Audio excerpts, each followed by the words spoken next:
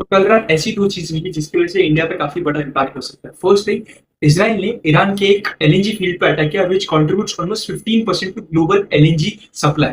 And उसी को retaliate करते हुए ईरान ने अटैक किया कटार के एक एलएनजी फील्ड पे which is world largest exporter and which contributes almost 25%। So basically overnight मेरा 40% ऑफ द एलएनजी सप्लाई पूरा का पूरा डिस्टर्ब हो चुका है। इसी की वजह से अगर आज आपने नोटिस किया होगा तो मेरा जो नेचुरल गैस का फ्यूचर्स था वो 35% से अप गए। एट द सेम टाइम जो मेरा क्रूड ऑयल का प्राइस था जो कल मेरा $85 था, आज वो 98 डॉलर पर बैरल तक पहुंच गया। सो बेसिकली अगर हम लोग ये देखें कि इंडिया टोटली एलएनजी के ऊपर 50% डिपेंड करती है मिडिल ईस्ट के ऊपर, एंड उसमें से 48% हमें कटार के थ्रू आता है एंड अदर 52% आता है अदर मिडिल ईस्ट कंट्री से। सो अगर मेरा कटार का एक प्लांट अगर डैमेज हो जाता है दैट मीन्स हमारे पास 30% of the supply is disturbed overnight. इसी की वजह से आप एलएनजी के प्राइस को 40 to 50% हाइक एक्सपेक्ट कर सकते हो on immediate basis. So let us understand कि कौन से दो बड़े सेक्टर है जिसकी वजह से इसके ऊपर सबसे बड़ा इंपैक्ट आएगा।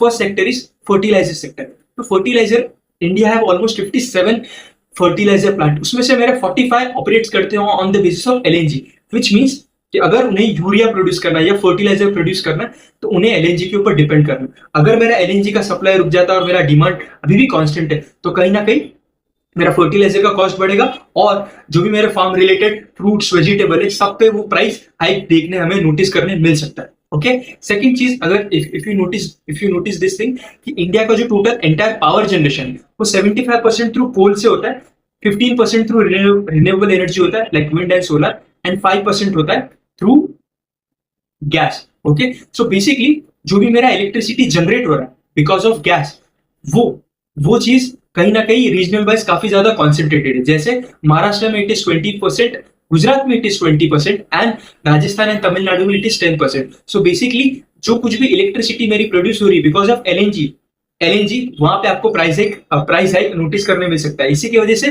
गुजरात के काफी सारे प्लांट्स, काफी ज्यादा रेसिडेंशियल को इलेक्ट्रिसिटी का प्राइस बढ़ने का चांसेस है। एंड अगर आप देखोगे तो बड़े बड़े plants like Tata salt, Amul and everything which are located in Gujarat and which are heavily dependent on LNG for the power, it is getting impacted. This is the reason कि energy एक commodity नहीं है, ये एक starting point of inflation है। और इसीलिए जब कभी एनर्जी पे कुछ असर होता है वो इतना बड़ा शॉक होता है कि वो सारे सेक्टर को डैमेज करता है एंड ना कि एक sector. Thank you so much.